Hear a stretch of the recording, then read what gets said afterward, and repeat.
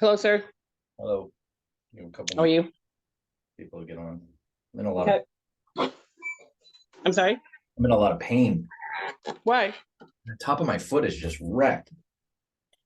I think I wore the wrong shoes on a walk or something. But I feel like it's just like strained, but it feels like somebody stabbed me every time I take a step with my left foot. It's really frustrating me. In the top of the foot or the bottom of the foot? Top of the foot. Top? I'm sorry.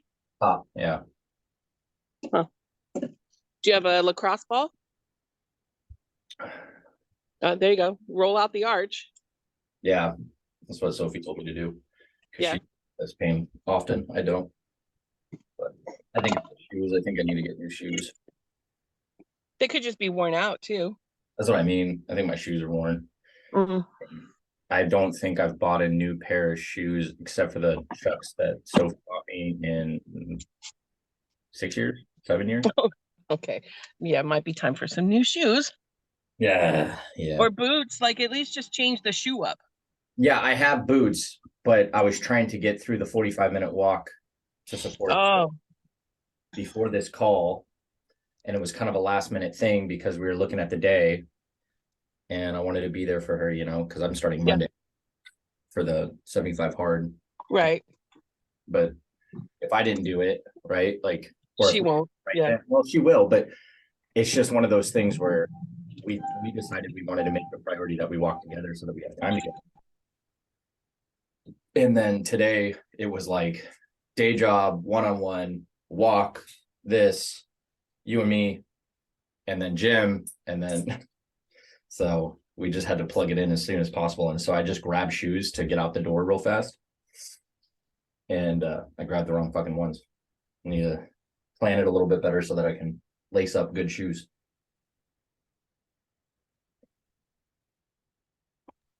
But all right, let's get started. 5 minutes after, at least by my clock. I know that this time slot is a little strange for some, so the recording will be uploaded as always. Welcome to another week. This week is family. Oftentimes we talk about family. A lot of people immediately assume blood relations, blood loyalties, things like that. And at Heroes Veritas, we have a very different concept around family. And so we'll get into that. I'll be teaching the set the perimeter functionality and concept that I teach all of my clients, as well as what I live by in order to quiet the noise, effectively identify who is the best for your circles, the different circles that we have, and then we'll end it with a Q&A as always and see where we can add some value to the members.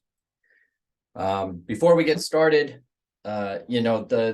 this Saturday, I know there's some confusion, but this Saturday we're having a free public event up in Calaveras County near Murphy's. That's been posted here and there. But if you're in the local area or you want to make the drive, it starts at 1, ends at 3. That'll just be us hanging out, playing games, interacting with each other, having a good time. We'll do a little bit of what is Heroes, what are we trying to accomplish, things like that, about a half hour worth. And then we'll just let it be an open conversation. We'll have food, we'll have drinks. It should be just a good time. So I'm looking forward to that. So myself, Tish, Aaron will be there. A number of other people will be there as well. I just don't know if they're confirmed. I know that they've talked about it. So hopefully see you guys there. If you're new to the member portal, or if you have people that you want to join the member portal, feel free to reach out. We're always happy to answer questions.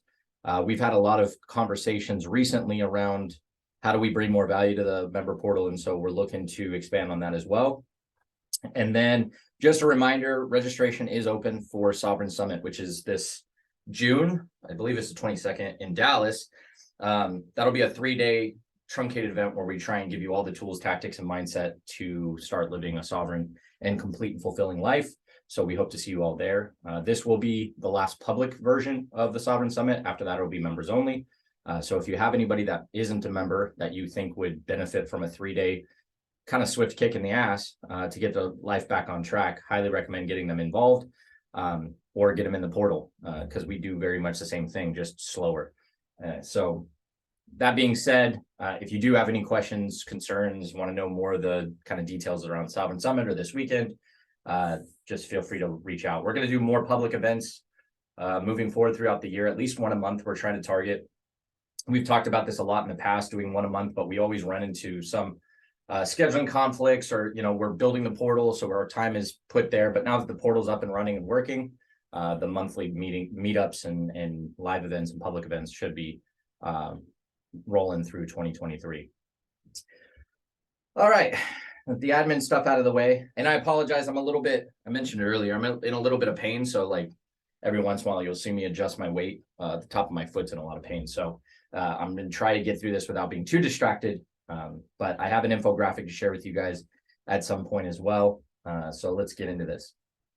So family as a pillar. So there's a lot of things that come into play when it comes to family, relationships, and especially around success and sovereign lives and independence. As you grow up as a child, there's this real big push to be loyal to the family, or to put up with traumatic experience, to put up with weird things, because blood is thicker than water. And that's all well and good, but when it comes to the pillar within Heroes Veritas, family is not just blood, it's about bonds. And I'm a prime example of this. If people in my blood family don't serve me, maybe they're negative, maybe they're energy siphons, maybe they're just naysayers, and they don't bring anything functional to the table, I'll stop talking to them. I'm not rude about it. My personal space is extremely important to me, and I prioritize my mental and emotional space higher than anybody else. And so with family as a pillar, I care more about being in places where the people that are around me are by choice, not by force.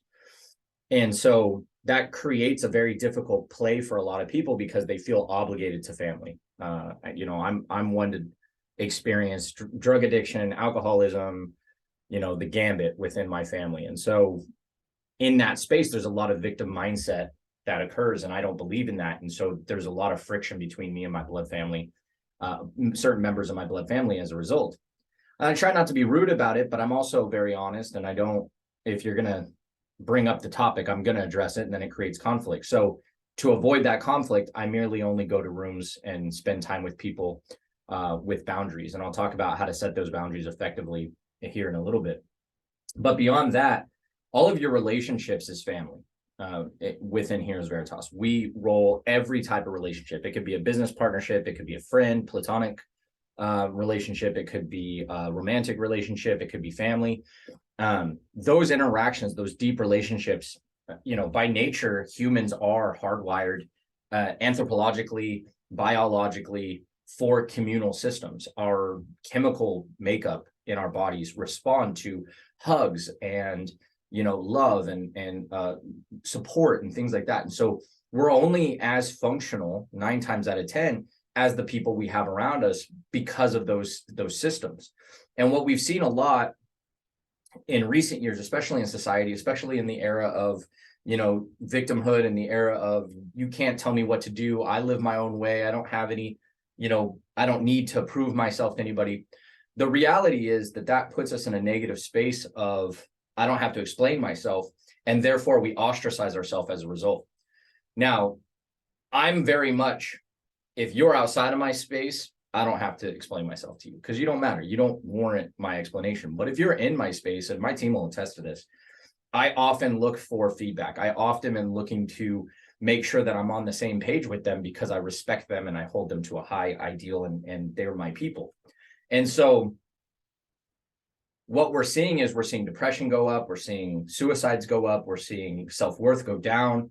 And a lot of that is because we've never been taught the mechanism of that it is important to have people near you that support you, that are there for you, that are in your corner. And so instead, people have this, I don't need nobody, strong, independent, whatever. And that puts them down a shame spiral, a pity spiral, all this stuff. Or it puts them in this space where they're taking and placing people on pedestals that don't belong there, people that aren't on the same mission as them, people that are outside of their ecosystem, people that don't have the same core values, they don't have the same virtues in mind. And the example I give a lot of times with people I talk to, as well as my clients, is,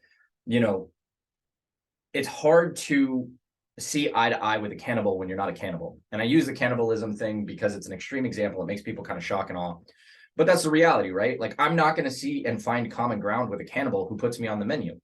And so if we're sitting there talking about, hey, do you want to come to dinner? We're going to have a lot of conflict because I'm thinking we're going to have, you know, a dietary supplement that's not human. And this person thinks I am the dinner.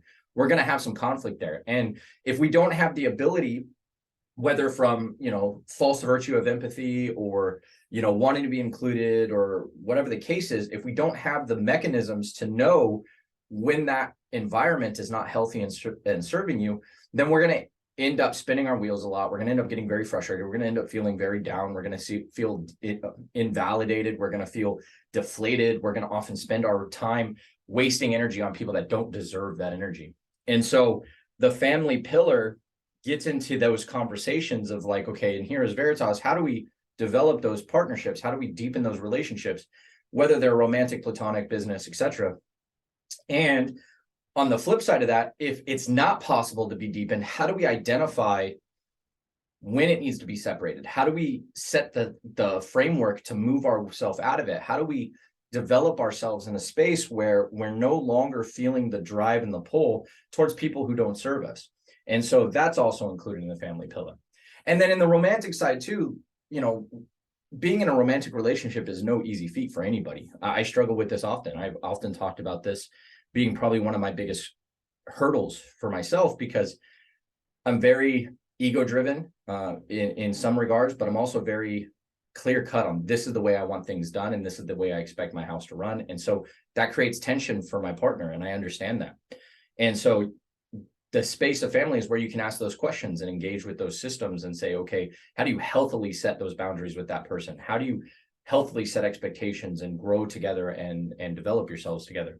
And, you know, physical contact is part of that. And so as long as it's not too risque, it's not, you know, pornographic in any way, but if you want to have a conversation on, you know, sexual ideas or how do you keep it fresh in the bedroom and things like that, we welcome that. That's a conversation everybody in the community can benefit from, because you're not alone, right? If 9 times out of 10, if you have a stupid question, there's a bunch of other people that have that same stupid question. So don't feel like it's off, you know, topic, but just remember that whatever you bring to the community needs to come from a place of learning, needs to come from a place of respect. So that in itself is kind of like what we believe the family pillar to be. So if it aligns with or connects with family as a relationship, whether it's your friend, your business, your employer, your employee, you know, that's where we really want to see ourselves develop that conversation within the family portal. So that brings me to the topic of the tactical, right? Because how do you know when to distance yourself? How do you set up the framework to distance yourself? How do you accomplish making that shift so that people that don't serve you are kind of weeded out and people that do serve you can be deepened and brought into the fold a little bit more effectively? And so I have been teaching for at least 3 years that I know of, that I could, like the form that it is now, I should say. And for the last 3 years, I've seen amazing results from this personally. I've also seen amazing results from this professionally with my clients, so on and so forth. But this is the function of set the perimeter. And so this tactic that I use, set the perimeter, is a way of defining and articulating where people fall in our life, where people belong in our space, from the position and the mindset of, if I'm running a kingdom, resources are going to be finite. So if I'm king, if you're queen, and you have, you know, a certain amount in the treasury, you have a certain amount of skill sets, you have a certain amount of food, you have a certain amount of, you know, assets, they're going to deplete. And the more people you have in your circle is going to deplete faster. And if you don't have a mechanism to understand where people fall in priority, they're going to end up bankrupting your kingdom. And that includes emotionally, that can include spiritually, that can include physically. So when we talk about running a kingdom, a lot of people immediately go to assets, right? They go to, you know, the big brick buildings, the cars, the businesses, the money, right? But a kingdom is its people. Like without people, the kingdom doesn't exist. And so you have to start to articulate as a sovereign that wants to run their own space and want to be in charge of their own space, whether that be physical, mental, spiritual, etc., how you're going to articulate everything across the board in that kingdom, not just the physical assets. And so the set the perimeter concept is about staging where people fall kind of visually and mentally, as far as what they bring to the table. Because one of the things that I think is oftentimes overlooked is all relationships are reciprocal. And what I mean by that is the value proposition from one person to another has to be of equal understanding, not of equal value. And what I mean by that is I may have a lot to give and you may not have a lot to give. And therefore, I get from you the opportunity to serve you. And therefore, even though I'm giving a lot physically or maybe financially or emotionally or whatever, I'm giving those things knowing that you bring joy into my life, you bring energy into my life that I find is of equal value to my giving. And so what most people end up having is single-sided paradigms. And those single-sided paradigms are like, I'm going to give, and this other person is going to take until the person who's given so much runs out, because we are finite resources, right? No matter, even the sun is finite. So if we as a person can't even outlast the sun, right? Obviously, that's logical.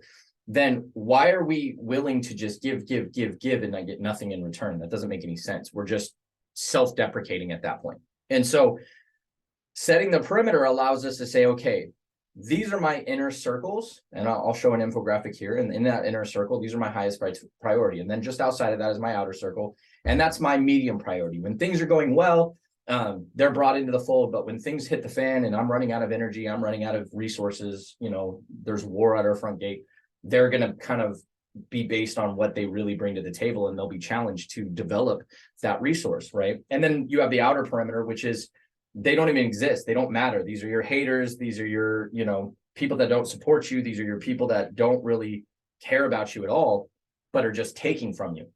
And so developing this perimeter system allows you to detach emotionally from the idea that I have to be loyal to this person. I have to protect my character in order to keep this person in my life. I have to continue to subvert my own aim, my own boundaries, my own issues, in order to keep this person nearby and in my camp. And it gives you additional opportunities to audit each person in your life. And a lot of people don't want to talk about that. They will want to talk about auditing people because they feel like it's selfish. They feel like it's a judgment. They feel like it's this, that, or the other. But if you're going to lead a kingdom, if you're going to have people in your camp that are honoring you, are loyal to you, are loyal to your mission, they want to go where you're going to go, you don't want to subvert that loyalty, that honor by pouring into these people over here that are not serving you, right? Like nobody wants to pour into somebody only to watch them give all of those resources to somebody else and come up with an excuse as to why they do that. And so you don't want to alienate the people. And the only way you can avoid alienating the people that support you is to audit everyone in your circle.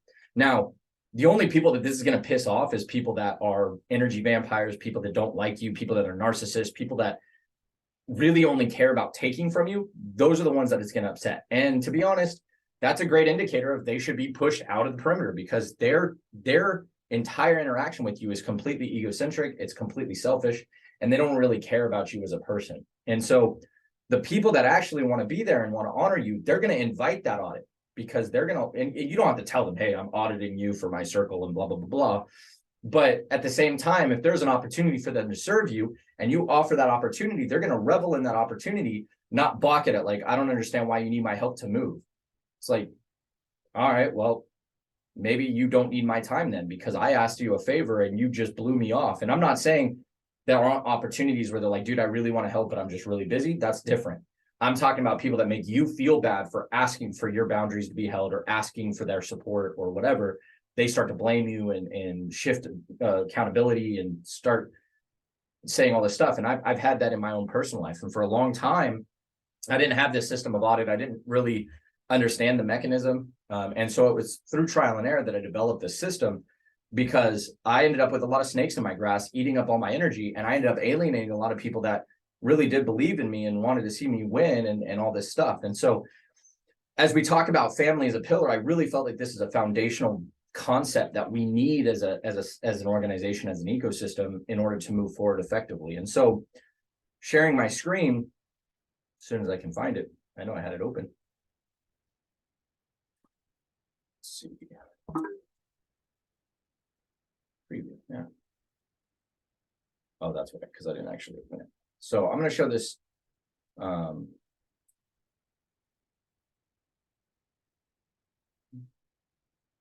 All right, I'm just going to share this.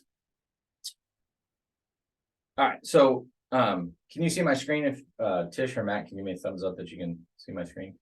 Cool. All right. So this is the concept on paper, and I'll post this inside if I haven't already. I can't remember. I'll post this inside the portal so you guys have this as well to download. But this is setting the perimeter as a concept. So as a concept, you have 3 rings. You have the inner sanctum, the outer enclosure, and the wilds. Now, the inner sanctum is going to be your family as you define, not blood. Your family as you define. That means people that you can trust, you can call on, you can depend on, you really need, you respect, close friends, people that maybe they're situational, right? In the sense of like, they're really good for people for you, but you don't get a lot of time with, but you go to them for, you know, wisdom or guidance. Consigliaries, people that can speak on your behalf, counsel, and what I'll call trusted assets, people that you know in the drop of a hat, they'd be there. So like for me, this doesn't mean this doesn't always mean the people that you talk to all the time. One of my closest friends, I talk to him maybe every 3 to 6 months because we're just busy. We're doing our own thing. But as soon as we connect again, it's just like it always was. It's deep conversations. It's finding out what their life is like, finding out what my life has been like, connecting. And so I know that at a drop of a hat at 3 a.m, if I text him, if I call him, he'll be there for me. That's an inner sanctum person. It doesn't mean that they're there taking my resources. It just means that I'm willing to give those resources openly. And so if you notice, the next area is the abundance priority and then the scarcity priority. So abundance priority means you're winning. You are thriving. You are doing well. There's no storms on the horizon. There's no battles at the gate. There's just sunshines and rainbows. Your coffers are filled. Treasury's overflowing. Energy is high, feeling good about yourself, moving forward, got a lot of momentum. That's your abundance priority. And so in this case, the inner sanctum, the abundance priority is primary, meaning that no matter what, they take primary priority for any of your assets, whether that's energy or physical or whatever. In a scarcity setup, that means, you know, the wall's been breached, you got enemies at the gate, you're going through a storm, you're running out of cash, you're running out of resources, you don't have energy, you're in a low, right? During this time, your inner sanctum should be the people you lean on. So they're going to be priority there as well. So if you notice in the inner sanctum, they're a priority, period. So what that means is no matter what state you're in, fair or not, they're going to be primary for all your resources. So if you think about old medieval times, when an enemy comes and assails and sieges a kingdom, they had this setup of enclosures. And so the royal family, the generals, the war council, all of them, they'd be in the inner sanctum and they'd pull all of them in, and they would get the most food, they would get the most money, they'd get the most armor. And the reason for that was because they were critical for making sure that kingdom stayed through the siege and worked out. And then from there, the only people that got during a scarcity, that would be considered a scarcity, the only people that would get that would be those that earned them or brought something to the table in order to get there. And then everybody else would be as they could afford it, or as it was available, they would give it to them. And so that brings us to the outer enclosure. So the outer enclosure, these are your friends, but not such close friends, right? Like these are the ones you go and hang out with every once in a while. You don't really talk about anything deep. It's very surface level. This is the group of allies, people that maybe you guys are on the same mission, but maybe you guys do things differently or think differently, but you'll trade from time to time, whether it's secrets or resources or whatever. These are your business allegiances, meaning, and when I say business allegiances, because if your business counsel is close, like mine is with Matt and Tish are going to be my inner sanctum because I've built them into people that I trust very heavily. So they're not just a business allegiance.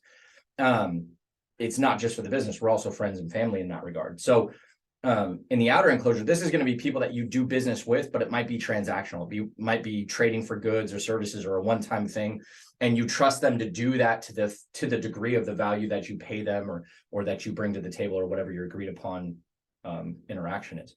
But they're not going to be brought in during a scarcity priority because they're almost at all, because they're only as needed. They're not going to be something that you're going to bring in and be like, okay, you're now part of the foundational system here. And these are your untrusted assets. Now, this is generally where I put my acquaintances that I like. I enjoy their company, but I haven't had an opportunity to decide if they're of the right caliber or quality of person to actually bring into the inner sanctum. And so this is kind of where people play in general. For me, in an abundant state, pretty much everybody falls into the outer enclosure while I'm in abundance. If you notice, the abundance priority is secondary, meaning once everybody in the inner sanctum is taken care of during abundance, that means that they get second dibs, right? Like that's where you're going to be able to go out and shake hands and kiss babies and hang out and do all those things, right? Like if business is going good, you don't have to worry so much about getting online and playing video games with some buddies that generally you don't hang out with because everything else is handled, right? That's abundance priority. Versus scarcity, this is your tertiary priority. This means that when shit hits the fan, you got enemies at the gate, you got money going out that you need, and you need to be working and you need to be grinding and having your head down. They're only going to come into play when you can either use them or, you know, they have an opportunity, or they decide that, hey, I see you're on this mission, you're going over here. Maybe you're defending, I'm using the medieval language here. Maybe you're defending the gate against an enemy and they're like, hey, I can bring one of my trebuchets to help you defend against this enemy. The trebuchet was a medieval, you know, catapult, which a lot of people may or may not know. And so that means that tertiarily, hey, you bring something to the table that I can use, then we'll go ahead and move you into the inner sanctum during scarcity and you can get our resources. We'll trade based on what you can bring to the table. And then there's the wilds. The wilds are just that. They're wild. They're just, you don't know. They're unproven. They're unknown. These are where your strangers are going to be, like people you have no interaction with. This is where your leeches are going to be. These are the people that drain you. You never feel fulfilled. You never get anything back from them. They're just draining, like energy vampires. And liabilities, people that are literally going to take you down a path you don't want to go. This also includes your haters. This includes, you know, the people that want to see you fail, the people that, right? This is where the wilds are. And this is the priority list, right? So in abundance, even in abundance, the wilds are just kind of tertiary. Like if you can add value during that time, cool. I'll bring you in for a second. We'll interact. I'll shake hands and we'll pay and have a transactional conversation. But during scarcity, I have no fucking time for you. Like I'm not putting any energy into you. You're not getting any of my time. You're not getting any of my resources. You're not getting close to my walls. At that point, you're not an enemy, but you're definitely not a friend. And so people that fall into the wilds are where most people, unfortunately, we have it backwards. Most people put all of their energy worrying about the people in the wilds. And they put less of their energy in the inner sanctum. And the rationale behind this is, well, they'll always be here if they're in my inner sanctum. They should do that stuff. We take it for granted. You should be there. You should be giving me energy. You should be helping me out. You should, right? And then the people in the wilds are like, what if they become a friend? I don't know how they feel about me. So I need to work hard on them. And we need to flip it. If you want your life to have deep, meaningful relationships, you need to flip it. You need to honor the people in your inner sanctum and at times the outer enclosure if you're in abundance, and completely cut out the wilds. Like there's no reason to give energy and space to the wilds. Now, obviously, like the wilds also include, you know, the cashier at the store, or the person down the street, the neighbor that you don't really know, whatever. I'm not saying be an asshole to these people. That's not what I'm saying at all. You still may have need for them down the line. You might want to build an alliance with them and always behave in accordance with your character, not in accordance with how they are. Right? I see a lot of people do this. They'll subvert their own character because they feel entitled to treat people poorly because they were an asshole first, or blame this or that or the other. It's like, no, work in accordance with your character. If you become aligned to your own character, everything falls apart. You can't lead a kingdom like that. And you can't build a sovereign nation like that because you're constantly being second guessing yourself. So people in the wilds, they either get none of your attention, but any attention that they do get needs to be in accordance with your character. Otherwise, you end up subverting yourself and in turn, if you think about it, you're actually giving them and inverting that priority list again, because if you're giving up your character for someone who doesn't even matter, that's completely disrespecting the people that trust you to hold that character. And so that's another way of prioritizing that as well. And some key terms here that I'd like to define on the left-hand side of this infographic is the asset. So the assets are relationships that bring equal or greater value than the resources they consume. Now, this is a very physical, tangible concept in the way that it's written, but it doesn't just mean like, okay, if, you know, I've seen relationships like this where it's like, okay, your meal was $1.75, so be sure to Venmo me $1.75. That's not an asset relationship.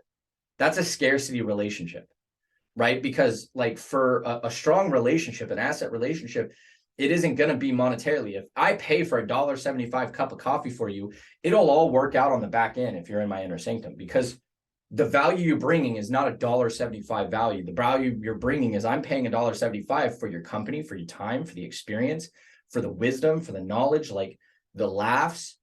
$1.75 for all of that is fucking nothing. That's abundance. And so when you talk about assets, a lot of people get into the space where it's about this tangible space. And it's like, do I laugh when I'm with you? Do I feel good when I'm around you?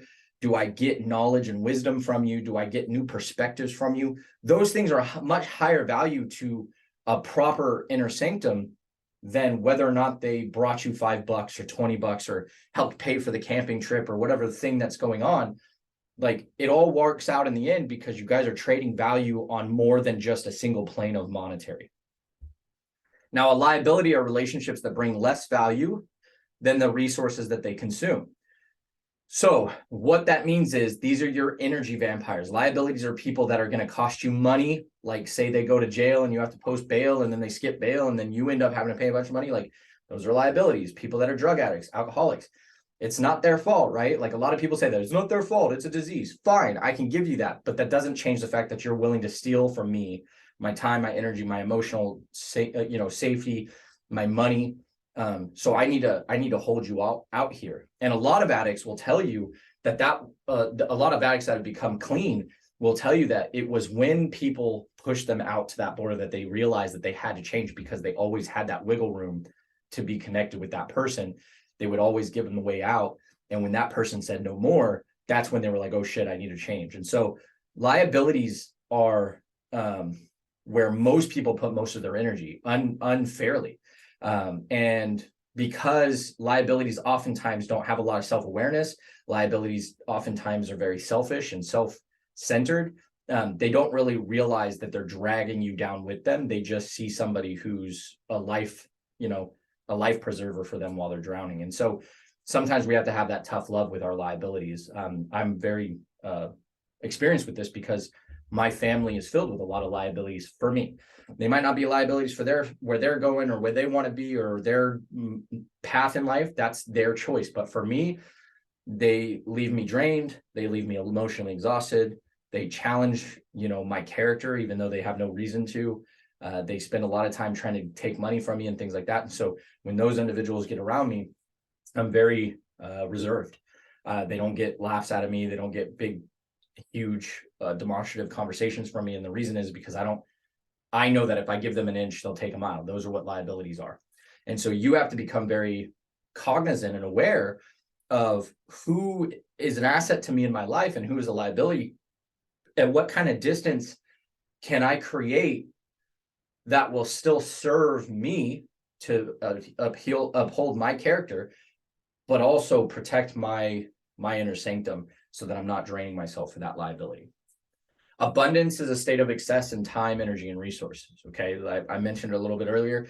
This is when the skies are fair and the winds are blowing and you're moving, you got momentum, you got money coming in, and you got a lot of money on excess, and everything's going well, right? It's all rainbows and unicorn farts. Like this is abundance. Scarcity is where you have a gross state of lack. So it isn't like, oh, I'm broke right now, or, oh, I'm sad right now, which I see a lot of people do. And then they kind of tailspin and go down this rabbit hole, and then they put themselves in a scarcity mindset. It's realizing that I literally cannot give you any more without subverting my own existence. So if we talk about this from an emotional standpoint, depression is one of these where And I'm guilty of this. Like, I will work until I burn out, and then I'll have nothing to give anybody, and then I'll have to just kind of disappear for a while and come back. And it's something that I'm working on because it's a pattern and a mechanism I understand, but I don't understand it well enough to create tools that will fix that. And so when I get to that point where I've gone from a place of abundance, have a bunch of momentum, was working really hard, things were working, things were going really well for me, I'll end up in a scarcity place because I'm like, oh shit, now I'm tired, I'm burnt out, I can't do all that stuff again, so on and so forth. And so that at that point, when I get to that point, I have to be very selective on who I allow into my mind and who in my space I allow to have a voice. Because if I go and I hang out with the wilds, or I go out and I hang out with a negative Nancy or one of those liabilities, in that scarcity state, they will double down on that scarcity mindset, and I'll slip down a very dark path. And so you have to be very cognizant of, like, I'm in a scarcity set. I'm not confident in my ability to get out of that scarcity set. So I'm not going to go and hang out with this person who I know already has a scarcity mindset. We already have our arguments and differences, and they drain me further. Instead, I'm going to go over to this person who has the wisdom that I need, that's going to bring me up and out of that. And so one of the biggest questions I get when I teach this, and I want to cover this real quick, is what happens when it's your mom, when it's your dad? A lot of people get stuck on that. Like, well, I don't want to hurt my mom, I don't want to hurt my dad. And then, after that, it's like, what about my spouse? What if my spouse is the liability? And so, unfortunately, first, you have to become very clear on what this looks like, what you want it to look like, and set those boundaries. And then after that, you need to have those conversations with those people. If it's your mom, if it's your dad, if it's your spouse, you need to go to them and say, listen, this is what I am experiencing. This is what I want. How do we bridge the gap? And talk about it openly and connect it with them in a space of learning and understanding, not in a place of blame. I see this a lot where I'm like, hey, do this. And then they're like, you're the worst person ever, and you're the reason I'm this. And take that language out and change it and make it more like, listen, I'm experiencing this and I might not understand it. How do we get to this place? I want to get here. Can you help me bridge this gap? And if they can't, right? Like with my family, they're not in a place to bridge that gap. Then I have to make a decision. Do I keep them there? Or do I slowly create distance and time and energy to where I protect myself? And I only come around when I can uphold my abundance, right? Like I said, if I'm in a scarcity, I'm not going to go hang out with people who are going to pull me down. But if I'm in abundance, I can deal with that because I have enough abundance to bounce back. And so when you're doing that, you have to become very clear and take responsibility of what you want your perimeter to look like. Because what most people do is I give them this tool, and I shouldn't say most people. There's a tendency when I give this tool out for people to use this as a tool to create a blame game. You're my spouse. You're supposed to be here for this. So you're the reason I'm negative because I look at it like this, and you're the reason that I'm no. What it is supposed to be is, hey, so I was looking at where we're at. I have allowed myself to create an improper boundary here. I've done that. This is where it is right now because I never communicated to you my proper boundary. Here's the boundary that I need in order for me to feel safe, in order for me to feel abundant, in order for me to feel like this is a place that I can be open and share. And depending on how that conversation goes, that relationship's going to deepen if it's done with respect, or you're going to start seeing more and resentment can set in, right? I don't want to sugarcoat this for you guys. When you start doing this and you start identifying what your needs are and you start identifying where people fall, it creates relationship tensions because you are actively choosing to upset the social contract. Because what a lot of people don't realize is that every relationship we have has an unspoken social contract. If I'm always giving and you're always taking and we've never addressed it, but that's just the way the relationship always has been. And one day you're like, dude, you never give. I'm always giving. You just take.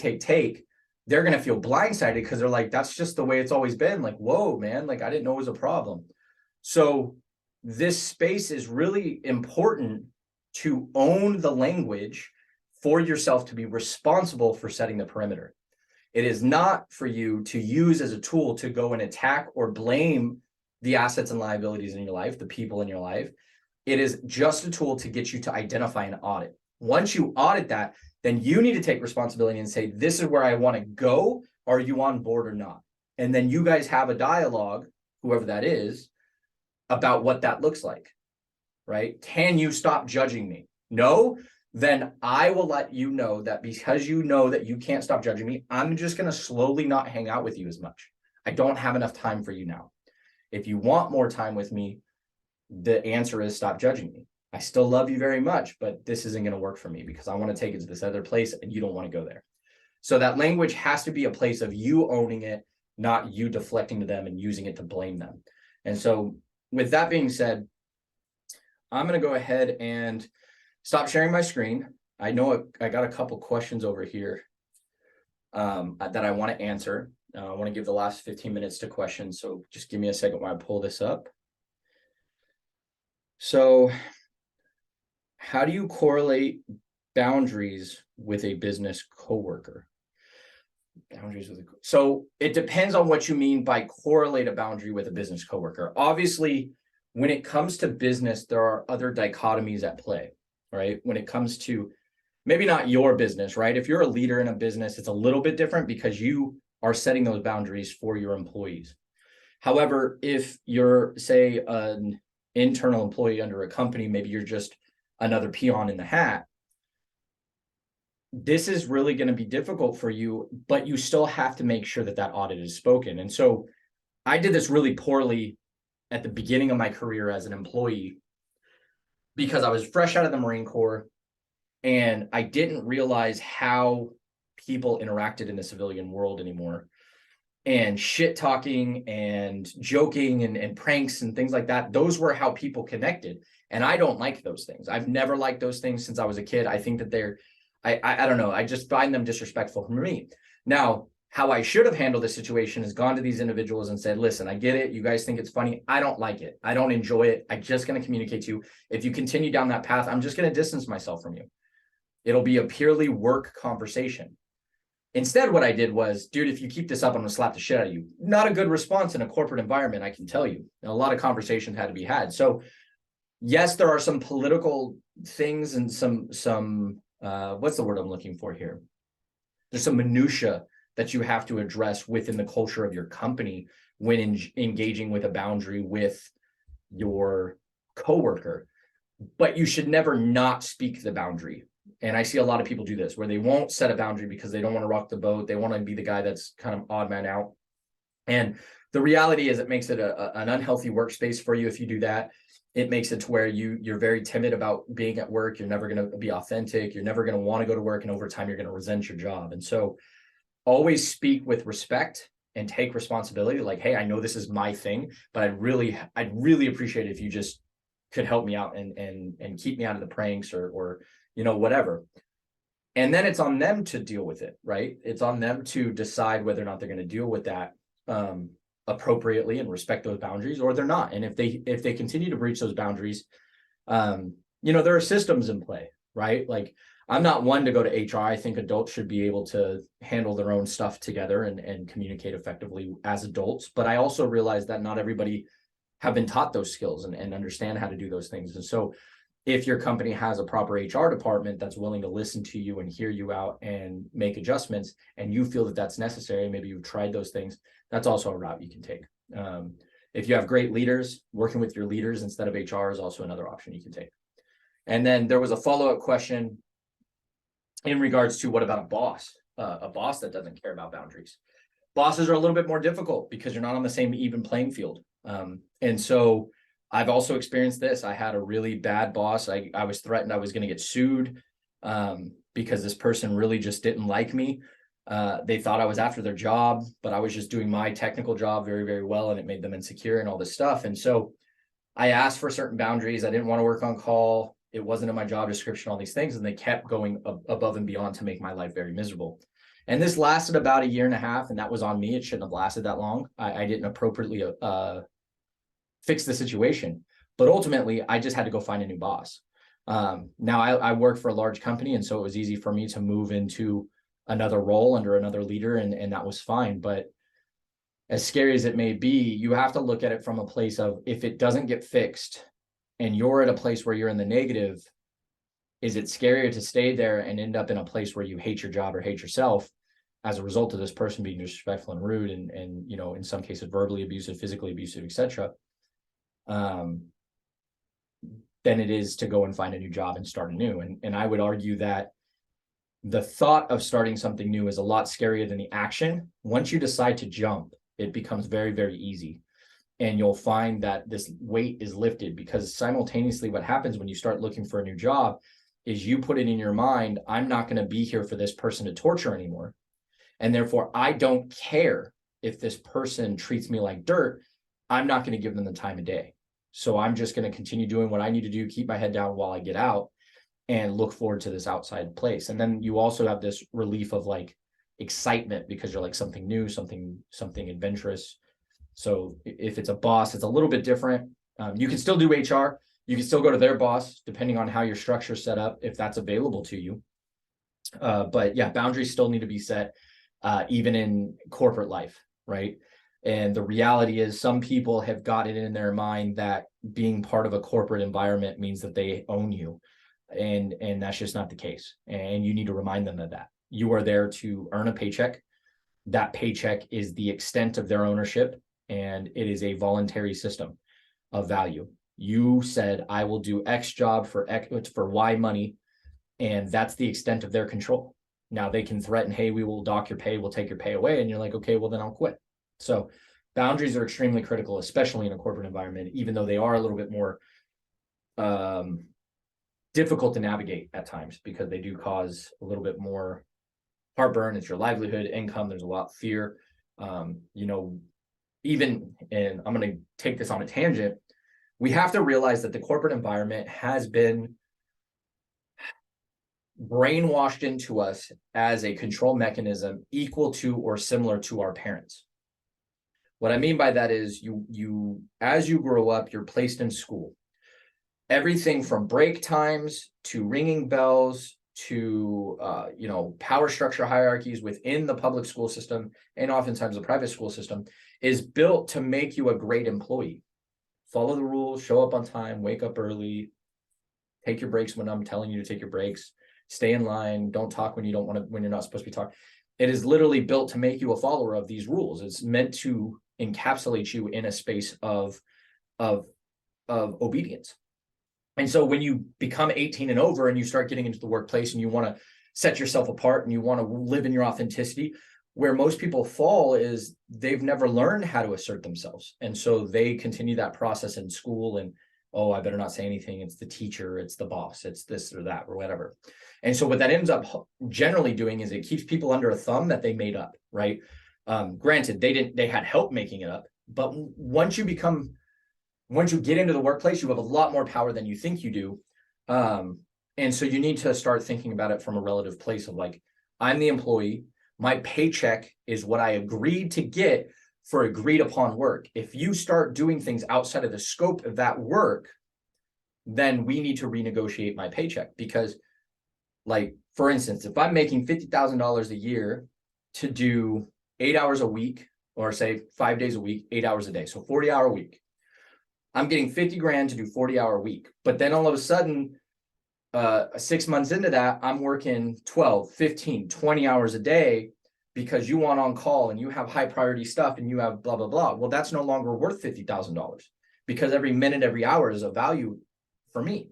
And so if you're going to be like, okay, well, we'll find somebody to do that. Okay, well, this is a voluntary system. You find somebody to do that, great. But in the meantime, you're paying me 50 grand. That means I'm working 40 hours because that's what we agreed upon. If you want something other than that, you have two options. You can find somebody else and I'll find another job, but you're going to have to give me severance pay because that's your decision because you changed the articulated argument or agreement, or pay me more money to cover the fact that I'm going to do that. And I will tell you how much that's worth.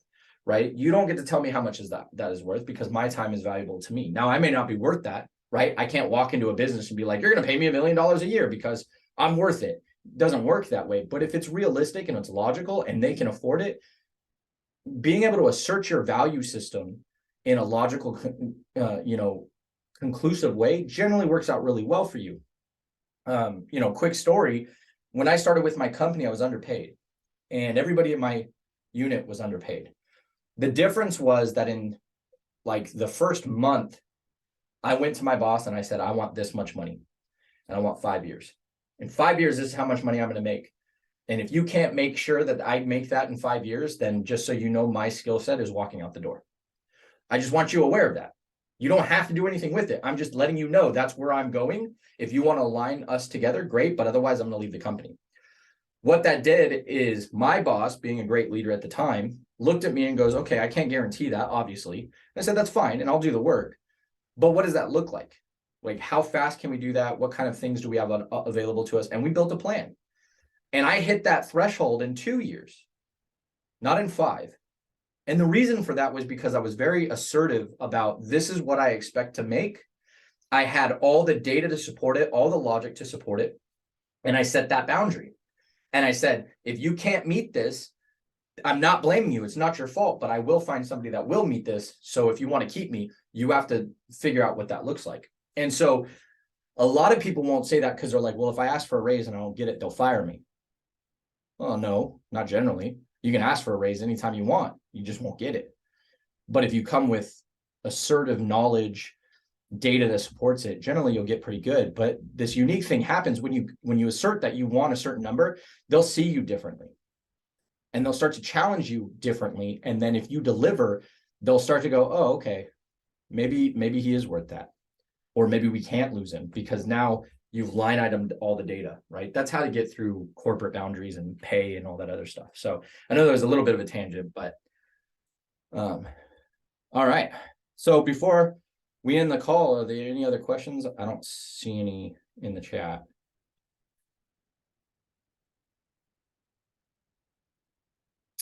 All right. Not seeing any. Okay. Well, I really appreciate you guys showing up. I hope to see those that are local or willing to make the drive on Saturday. That's going to be from 1 to 3 at the Forest Meadows Pool House. So if you want the address, feel free to reach out to myself or Tish. We both have it. And Erin Montoya, who is our guest speaker, will also be there. So it's kind of local for her. And so food and games and fun, and it should be a good time. So hope to see you all there.